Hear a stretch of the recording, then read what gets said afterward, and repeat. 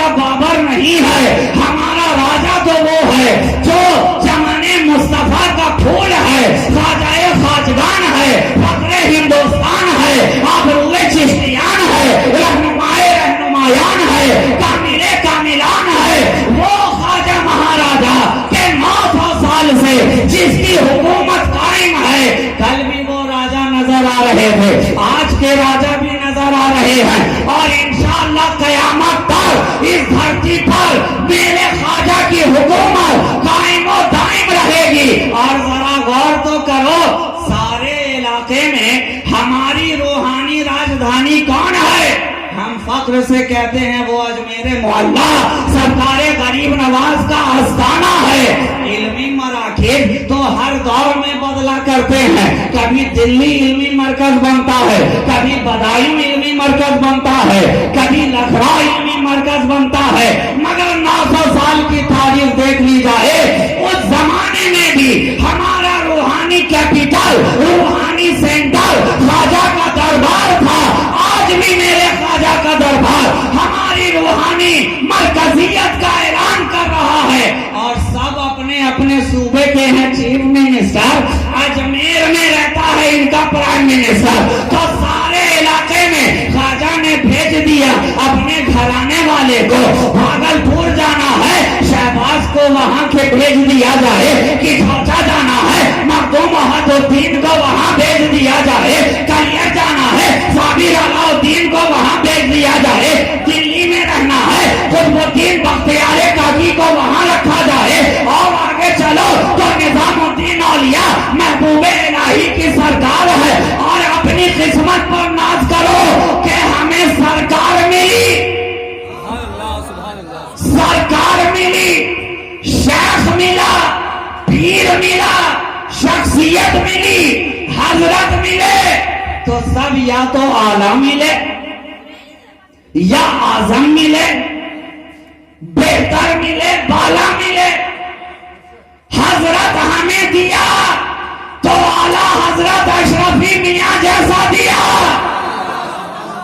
और सरकार हमें दिया तो सरकारे कला के जैसा दिया।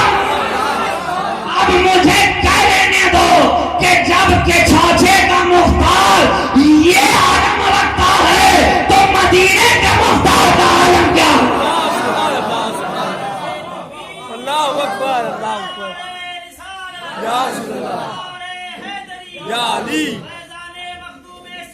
जिंदाबाद, जिंदाबाद। जो भी मिला, या तो आला मिला, या तो आजम मिला, या कलाम मिला। अभी आपने सुना ना, मेरे करीम ने हमें पीर बहुत बड़ा दिया है ना, मेरे करीम ने मुझे पीर बहुत बड़ा दिया। तो हजरत मिले तो आला हजरत शफी मियां जैसे, सरकार मिली तो सरकारे कला के जैसी, शेख मिला तो शेख आजम के जैसा, और खतीब मिला तो खतीब आजम हिंद के जैसा। जो भी मिला, आला मिला, अफजल मिला, बड़ा मिला, कला मिला, हमें गम किस बात का है? अरे जब हाथ में ऐसे सरकारों का दामन हो, जब दामने सरकार हाथ में है, तो फिर डरने की क्या दरकार? यहाँ भी बेड़ा पार है, वहां भी बेड़ा पार। ये तो इश्क की करिश्मा साजी है। आशिक को अपने माशूक के अंदर ऐब दिखाई कहां से पड़ता?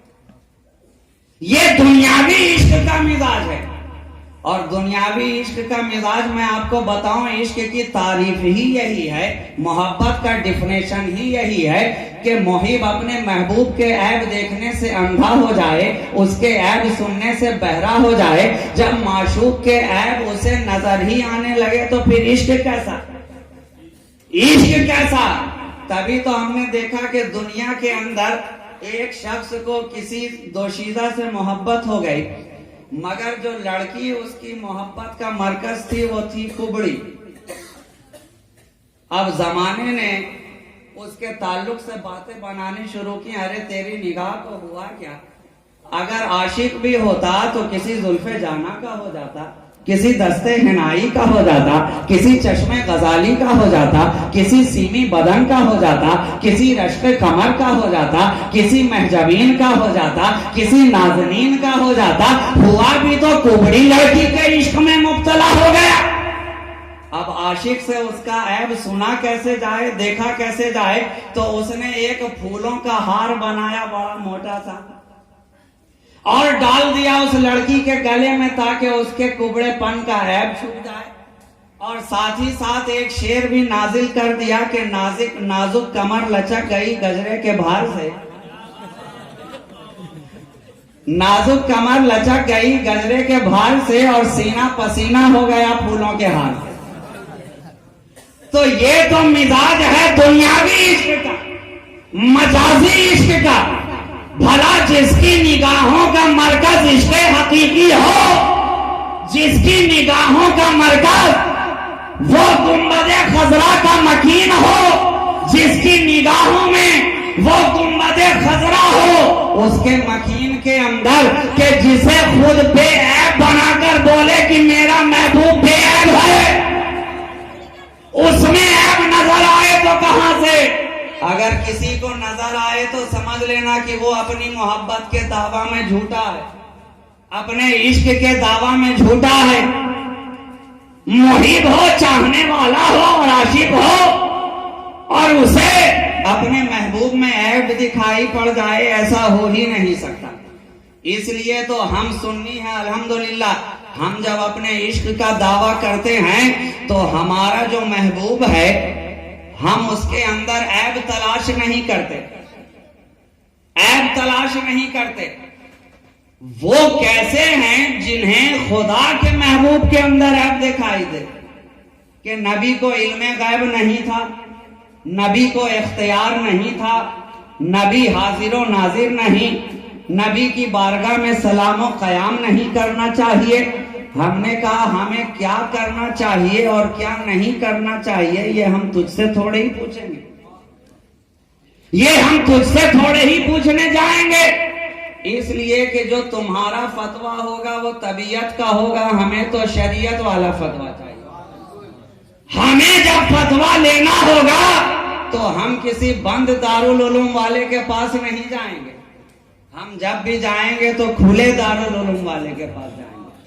और अल्हम्दुलिल्लाह हमारे बुजुर्गों ने हमें खुली हुई मोहब्बत दी है, खुली हुई अकीदत दी है, खुला हुआ जज्बा दिया है, खुला हुआ हौसला दिया है, बुजुर्गों का खुला हुआ आस्ताना दिया है।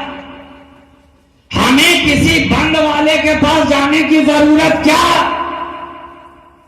जरूरत क्या? इसलिए हमें अगर फतवा चाहिए होगा तो हम कहीं जाने वाले नहीं, हम सीधा कुरान और हदीस के पास जाएंगे।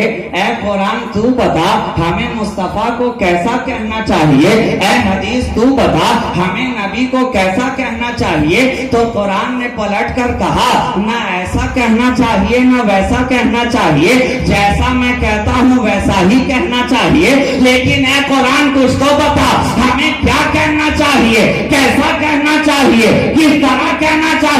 कहा नादान अब तक समझा नहीं, उनकी जुल्फों को वल्लैल कहना चाहिए, उनके चेहरे को वदुहा कहना चाहिए, उनके दांतों को यासीन कहना चाहिए, उनकी पेशानी को वलफज्र कहना चाहिए, उनके कदे ज़ेबा को तहा कहना चाहिए, उनके सफर को सुब्हानल्लज़ी असरा कहना चाहिए, उनके मकाम को जना फतहल्लाह कहना चाहिए, उनकी नजदीकी को काबा कौसैने अदना कहना चाहिए। अरे ना ऐसा कहो ना वैसा कहो, जैसा कुरान कहता वैसा कहो।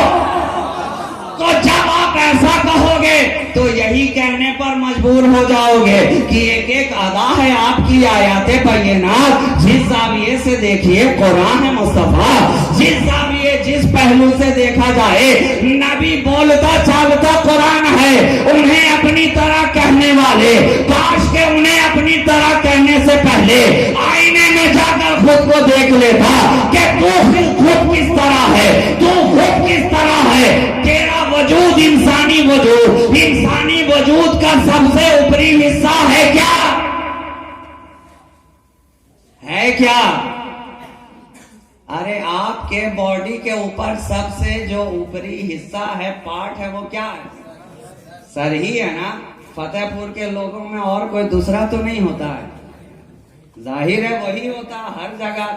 आप लंदन जाइए, बर्तानिया जाइए, अमेरिका जाइए, अफगानिस्तान, पाकिस्तान, दुनिया के किसी खित्ते में भी जाओ, इंसानी वजूद का सबसे ऊपरी हिस्सा है क्या? सर।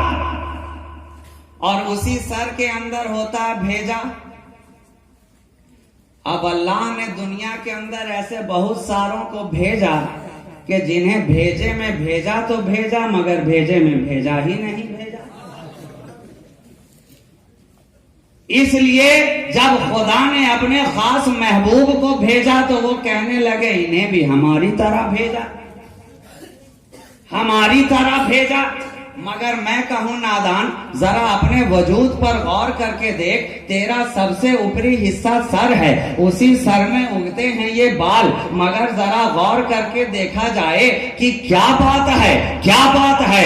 इंसानी वजूद एक है, जिस्म एक है, उगने वाले बाल मुख्तलिफ हैं। इंसानी वजूद के मुख्तलिफ आज़ा में बाल उगे, मगर बाल बाल में भी बराबरी ना हुई, बाल बाल में भी बराबरी ना हुई। क्या पता चला कि बाल बाल में भी फर्क है और बाल बाल का फर्क है।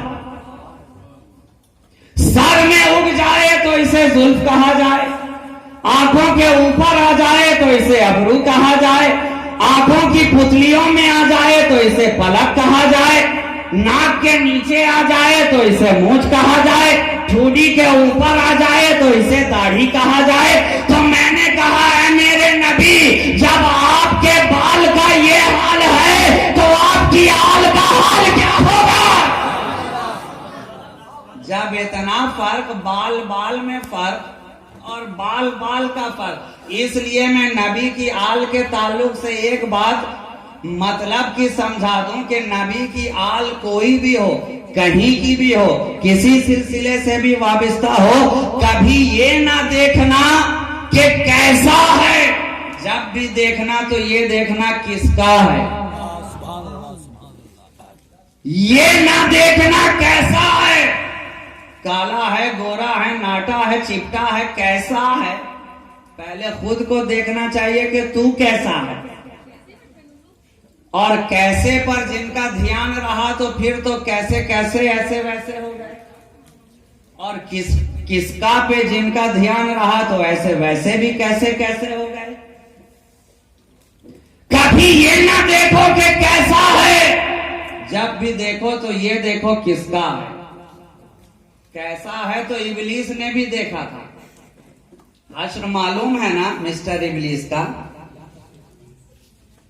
जब तक ये नहीं देखा था कि कैसा है, बड़े कर्रोफर का मालिक था, बड़े हनहने और तनतने का मालिक था, फरिश्तों के दरमियान रहा करता था, इल्म का कहना ही क्या। मगर जब खुदा ने कहा आदम को सजदा करो, करने से कर गया इनकार।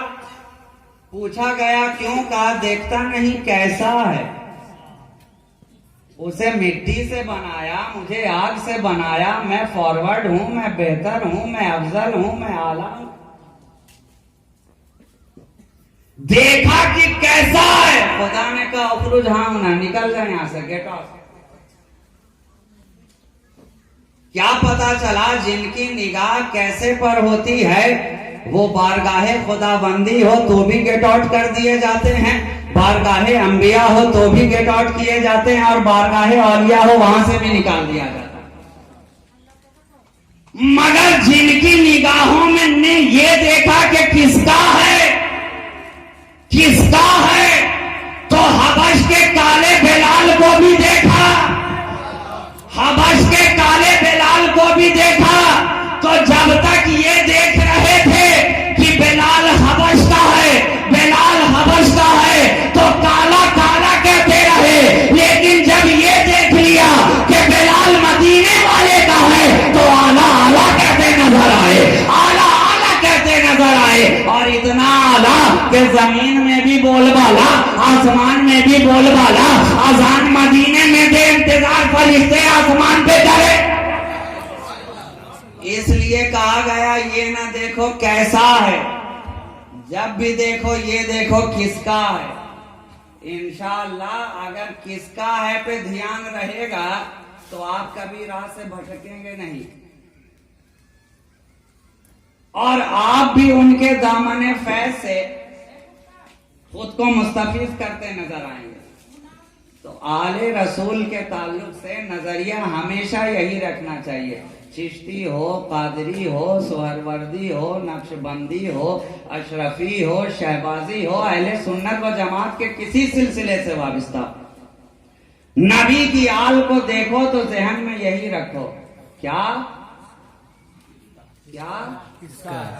हाँ बोलिए, क्या किसका है। इसलिए कि हम ये नहीं देखेंगे कि इसका है उसका है, जिसका है उसी की तरफ हमारा ध्यान रहेगा। तो सबसे ऊपरी हिस्सा है क्या? उसी सर में उगे हैं बाल, और सर से सरसराते हुए जब चश्माने मुस्तफा तक आ गए, चश्माने मुस्तफा तक आ गए, तो इन निगाहों का कहना ही क्या, इसके अंदर तो मजाक का सुरमा पहनाया हुआ है, मजाक का सुरमा लगा है निगाहे मुस्तफा में।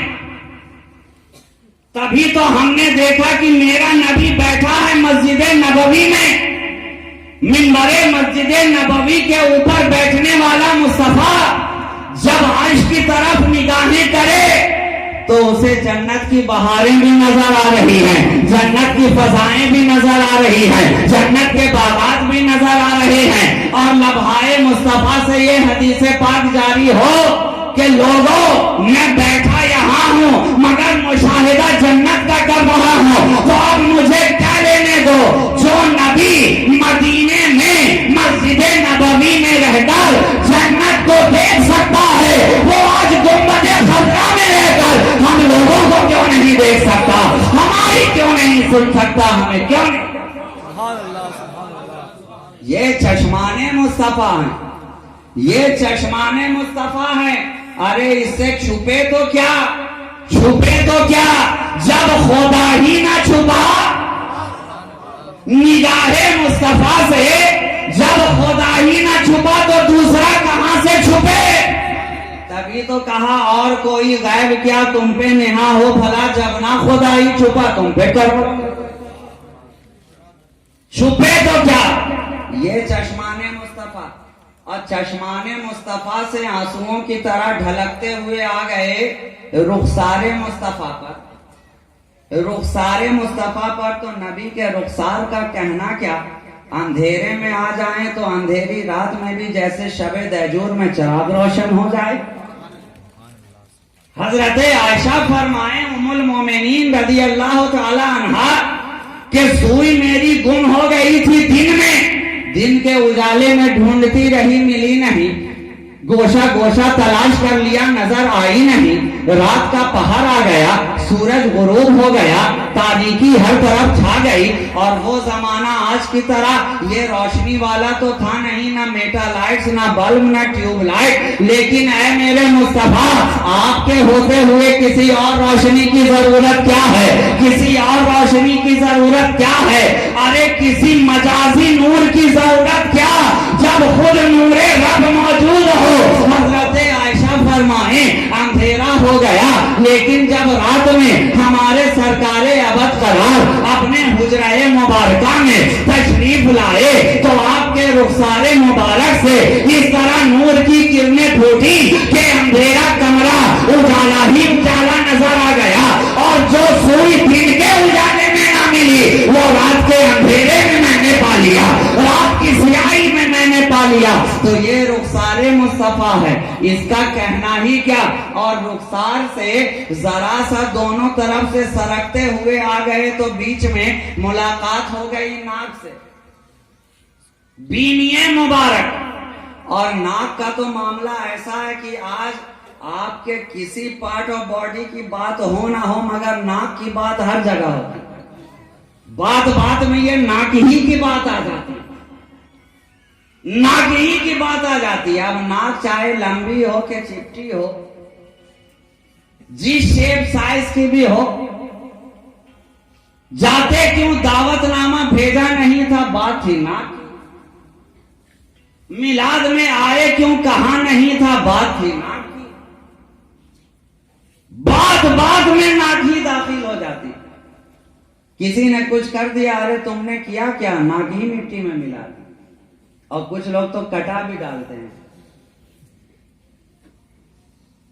तो ये बड़ा ही मखसूस उज़्व है आपके जिस्म का, नाक। मगर देखिए जरा नबी की नाक मुबारक का कहना क्या, कि हुसैन को सूंघें और फरमाएं, हुसैन तुमसे जन्नत की खुशबू आ रही है, हुसैन तुमसे जन्नत की खुशबू आ रही है, जन्नत की खुशबू आ रही है। मैंने कहा है मेरे नबी, आपने ये खुशबू सूंघ कैसे ली? इसलिए कि हमने तो दुनिया में देखा है कि खुशबू चाहे कोई सी भी हो, जब तक हम लगाएंगे नहीं, जब तक हम सूंघेंगे नहीं, हम बता सकते नहीं ये खुशबू किसकी है, किसकी है। जब तक मजमुआ 96 आपको आकर कोई एक चुल्लू चपोत ना दे, कुर्ता उजले से हरा ना हो जाए, और धोते धोते आप थक जाएं, निशान कुर्ते से जाए नहीं, तब तक आप जानेंगे नहीं, बताएंगे नहीं कि ये मजमुआ 96 है। जब तक लगाया नहीं, हम बता सकते नहीं कि ये शमामा है, कि मुश्क है, कि अंबर है, कि राबेल है, कि अर्चना है, कि रात की रानी है, कि छुई मुई है, कि रोज है, कि लीली है, कि लोटस, कि गुलशब्बो है, कि नसरीन है, कि नस्तरन है, कि गुले सौसन है, कि गुले मशकन है क्या? है क्या? जब तक लगाया नहीं, आपने जाना नहीं ये खुशबू कौन सी है, तो ऐ मेरे नबी, अभी तो आप जन्नत में गए भी नहीं हैं, लेकिन हुसैन को सूंघ कर बता रहे हैं, हुसैन तुझसे जन्नत की खुशबू आ रही है।